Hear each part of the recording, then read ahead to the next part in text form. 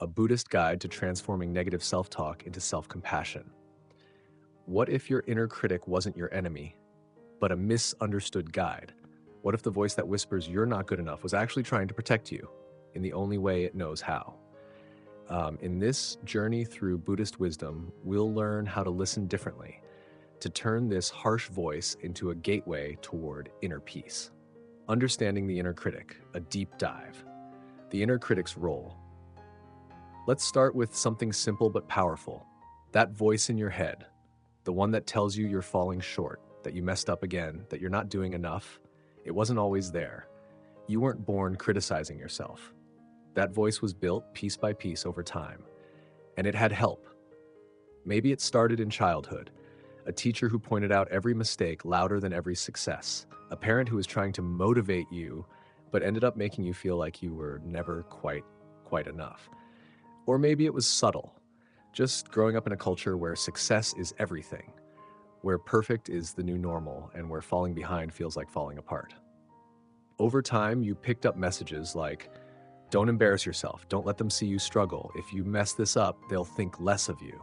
And these messages formed a voice that's always watching, always critiquing, always anticipating the worst. That's the inner critic. And here's the strange thing. It thinks it's helping. Yep. As backward as it sounds, the inner critic believes it's keeping you safe. It thinks that if it warns you enough, corrects you enough, scares you enough, you'll avoid pain. You won't fail. You won't get rejected. You'll stay out of harm's way. It's like a protective older sibling who doesn't know how to be gentle. It saw you get hurt once, emotionally, mentally, maybe physically, and it vowed, never again. But instead of using wisdom or compassion, it uses shame and fear. And so the more pressure life throws at you, the louder this critic gets. It's like it's saying, hey, this world is dangerous. You better tighten up.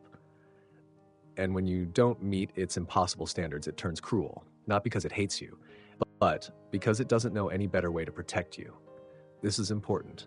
The critic's method is messed up, but the motivation is not evil. The voice is confused. It's trying to serve you. It just doesn't know how to love you. The nature of the inner critic.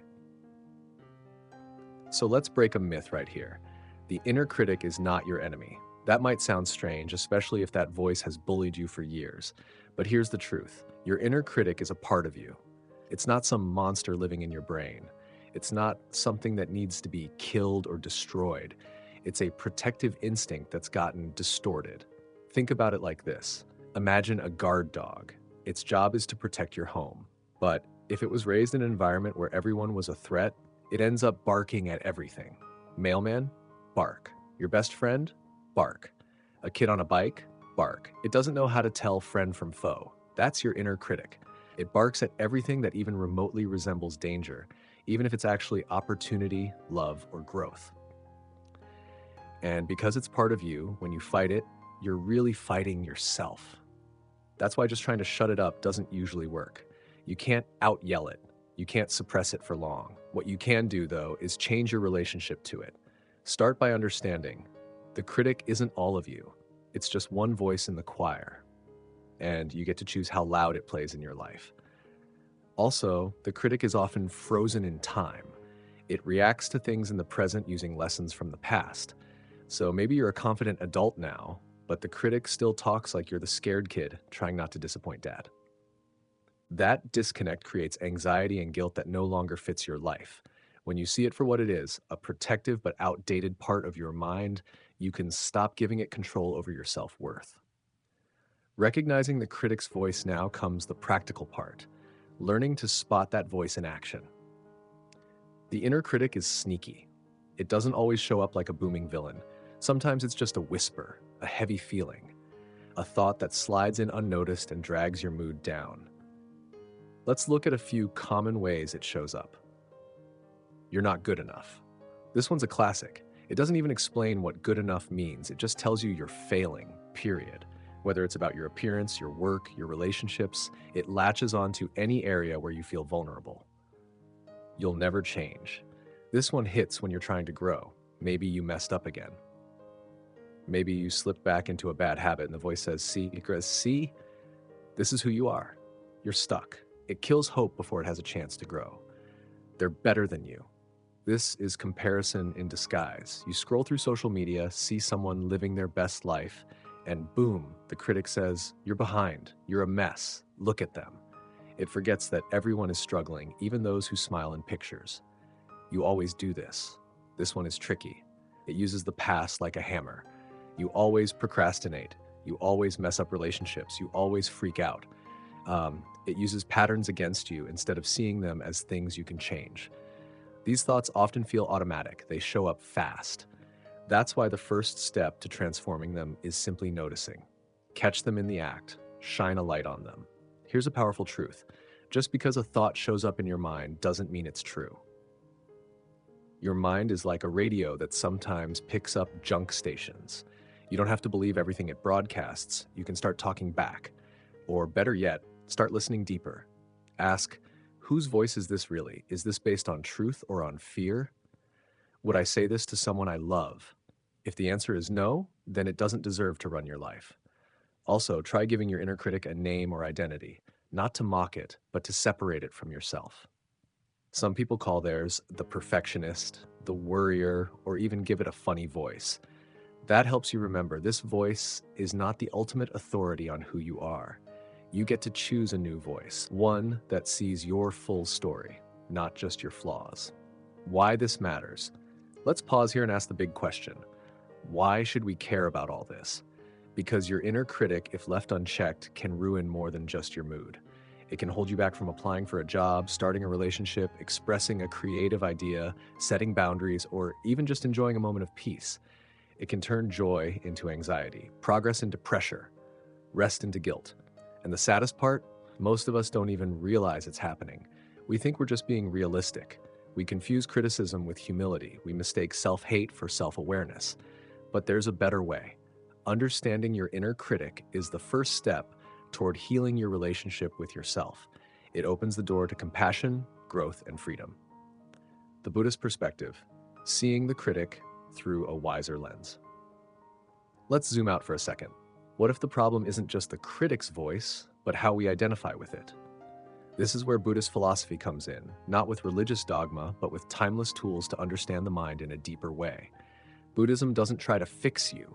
It invites you to observe yourself without judgment. And that's where everything starts to shift. The concept of anatta, there is no fixed you. One of the core teachings in Buddhism is the idea of anatta, which means non-self. That might sound abstract, but it's actually pretty practical. Here's the deal. Most of us live as if there's this solid, unchanging me at the center of everything. I am anxious. I am a failure. I'm always like this. But Buddhism says, wait a minute. That's not really how reality works. Yourself is more like a flowing river than a statue. You're made up of moments, thoughts, feelings, memories, physical sensations. They're all constantly changing. There's no single fixed you who's permanently broken. There's just this moment, then the next, then the next. Now here's how that connects to your inner critic. The critic speaks as if it knows who you are. You're lazy, you're weak, you'll never change. But if there's no fixed self, those labels lose their power. You don't have to carry that identity anymore. You can just say, that was a thought, that was a feeling, but it's not me. It's like watching clouds pass across the sky. You don't try to grab them. You don't believe the sky is broken just because a storm rolls through. You just wait. You breathe. You let it pass. This doesn't mean ignoring your problems. It means facing them without wrapping your whole identity around them.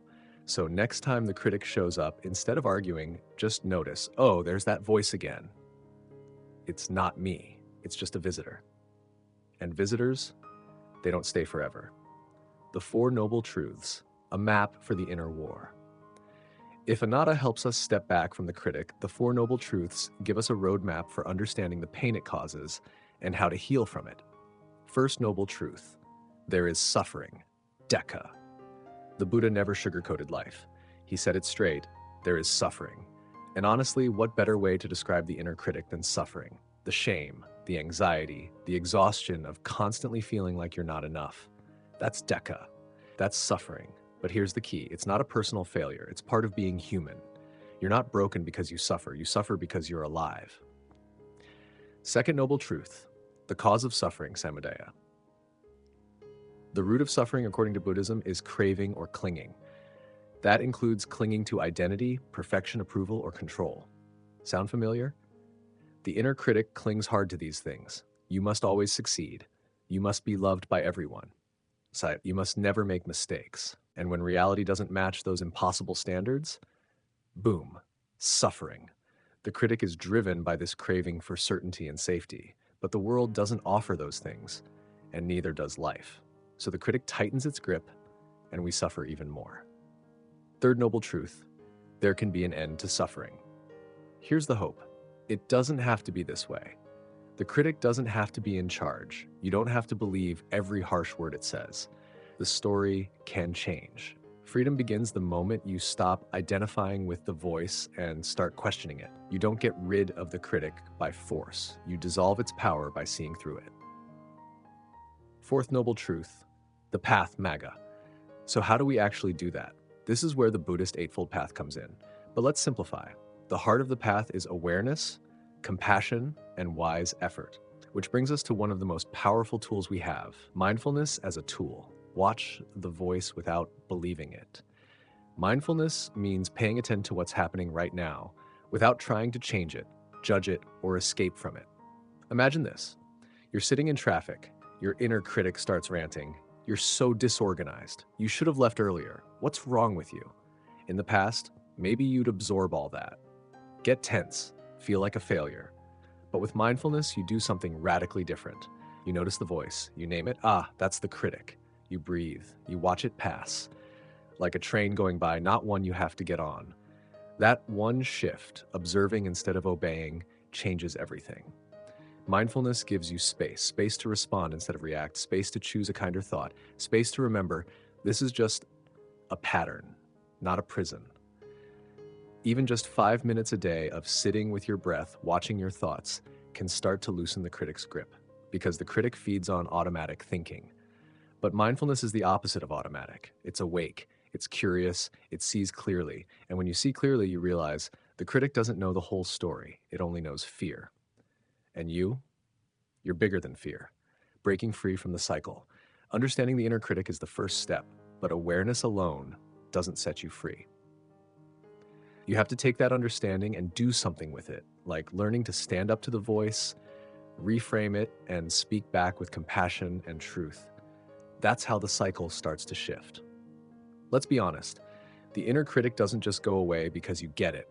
Old habits die hard, especially ones that have been around for years, maybe decades. The critic is a loop. It shows up, speaks up, wears you down, then comes back the next time something goes wrong. So how do you stop playing along? Challenging the critic. Who gave this voice authority? One of the most powerful things you can do is stop treating the inner critic like it's always right. Just because it's loud doesn't mean it's truthful. Just because it sounds like your voice doesn't mean it's your best wisdom. It's more like a tape recorder that got stuck in a loop after years of playing the same soundtrack. And you can press pause. Start by asking this question: who taught you to talk to yourself this way? Was it a parent who demanded perfection? A coach who said you'll never be a winner with that attitude? A culture that only celebrates you when you win? Somewhere along the way, you absorbed someone else's fear, shame, or insecurity and turned it into your inner dialogue. Now you get to challenge it. Try this. When the voice says you're going to fail, ask, based on what evidence? When it says they're going to judge you, ask, even if they do, why does that define my worth? When it says you always mess up, ask, always, or are you ignoring every time I succeeded? You don't have to yell at the critic. You don't even have to fight it. You just have to be smarter than it. Be more curious than it. Be more present than it. Because the critic thrives on assumption and autopilot. The moment you stop and really question it, it starts to shrink. Compassionate self-talk. If you wouldn't say it to a friend, don't say it to yourself. This part changes everything. If you've spent your life listening to the critic, kindness toward yourself might feel unnatural, maybe even fake at first. But that's not because compassion is wrong. It's just unfamiliar. Like switching from running to walking, it takes intention. Let's look at the difference. Imagine you made a mistake at work. Your inner critic jumps in. You always screw things up. They're going to think you're incompetent. Why can't you just do it right? Now imagine if your best friend said the same thing about themselves. Would you nod in agreement, or would you say, hey, it's okay, everyone messes up. You're human. One mistake doesn't define you. You've done 100 things right, don't forget that. You'd never let them spiral into shame. So why do you let yourself? Compassionate self-talk isn't about lying to yourself or pretending everything's perfect. It's about being truthful in a gentle way. It's about recognizing your humanity and offering support instead of punishment. Try saying things like, this is hard, but I'm doing my best. I feel disappointed, and that's okay. I made a mistake, and I can still learn from it. Even if today wasn't great, I am not defined by one day. Use the tone you'd use with a child or a friend going through a rough time. Warm, honest, encouraging. That voice already lives inside you. It's just been buried under years of criticism. It's time to let it speak louder.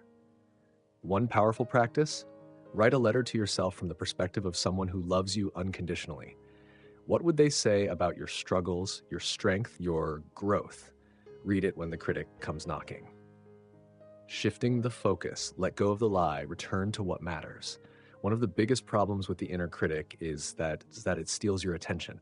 You stop focusing on what you care about and start obsessing over what you fear. You go from, what do I want to build, to what if I fail? What brings me joy? To what will they think of me?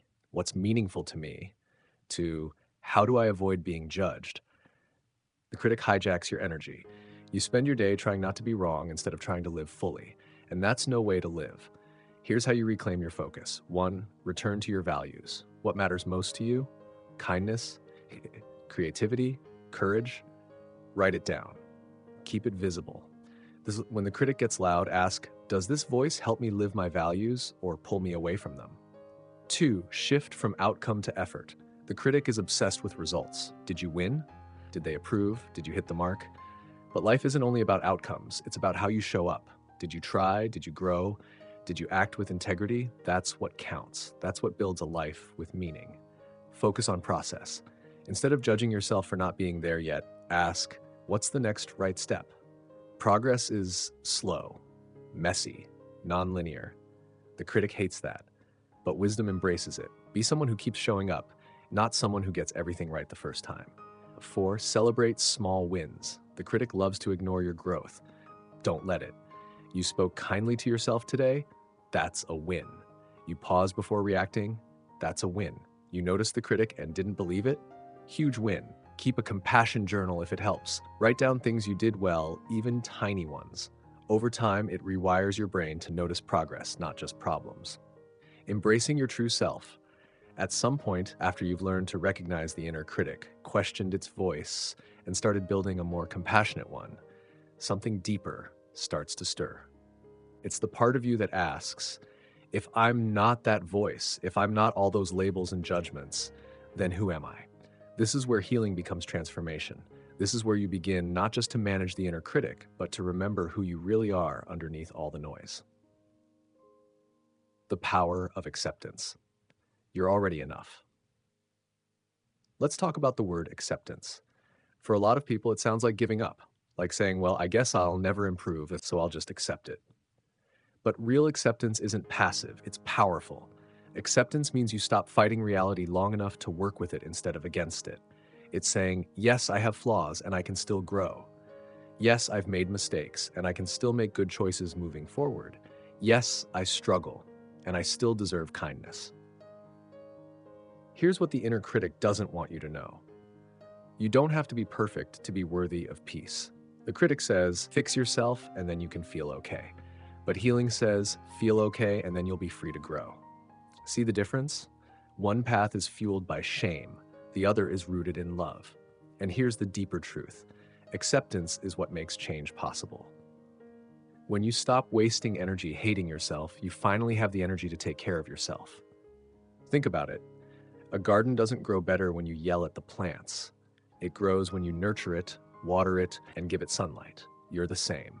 Acceptance is sunlight. It doesn't erase your shadows, but it helps you grow through them. The path to inner peace, not silence, but harmony. A lot of people assume that the goal is to silence the inner critic forever. But that's not how the mind works. That voice may never completely go away, and that's okay. Inner peace doesn't come from muting the critic. It comes from changing your relationship with it. It's like living next to a neighbor who plays loud music. You can't always control when they turn it on, but you can put up soundproof curtains. You can choose when to stay home and when to go for a walk. You can laugh about it instead of letting it ruin your whole day. That's what harmony means. It's not that the critic disappears, it's that it no longer runs the show. You learn to say, "Oh, there's that voice again. I see you. I know you're trying to protect me, but I don't need you right now. Thanks for your opinion, but I'm going to do this my way." Over time, the voice softens, not because you forced it to, but because it doesn't get the reaction it used to. It doesn't control your choices. It doesn't shape your identity. It becomes background noise. And what takes its place? Your real voice. The one that's been there the whole time, waiting quietly underneath the noise.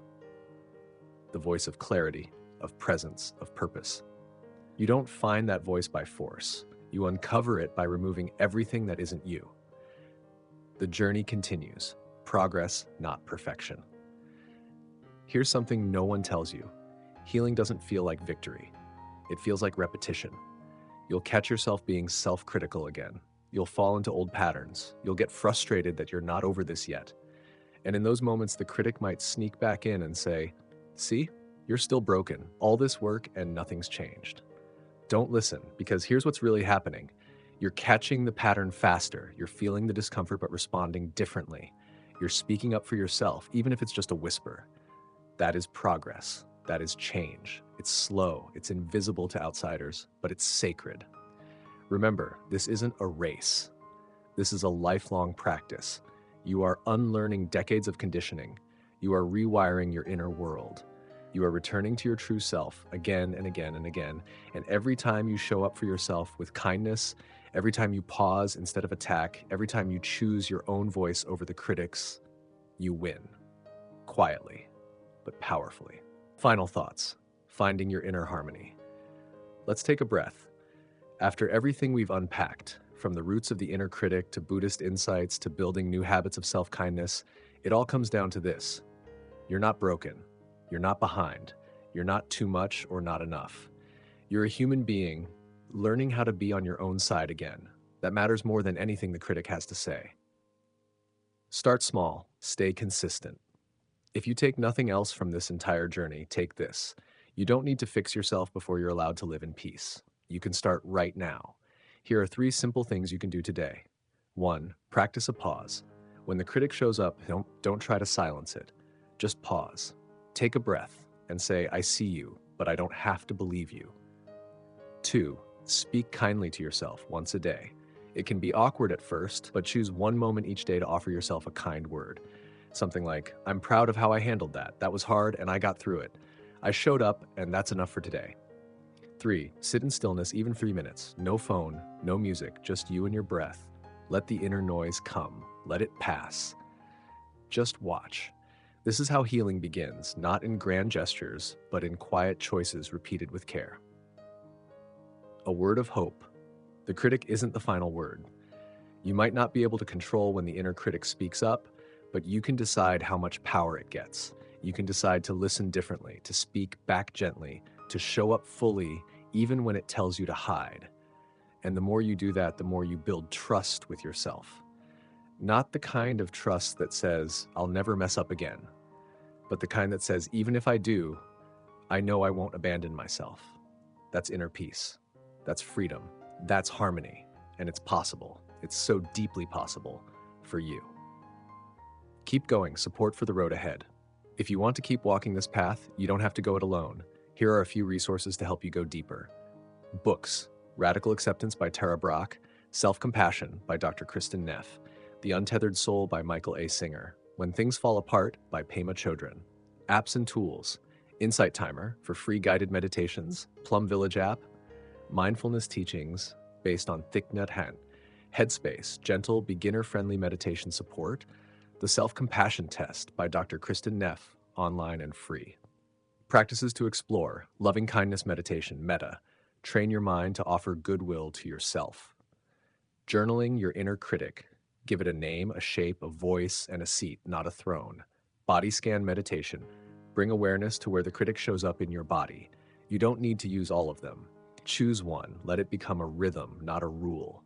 Because in the end, this isn't about getting it right. It's about coming home to yourself. So when that voice returns, and it will, remember this. You've changed. You've listened more deeply. You've questioned what you used to accept. You've learned that compassion is not weakness, but strength in its truest form. Let the critic speak if it must.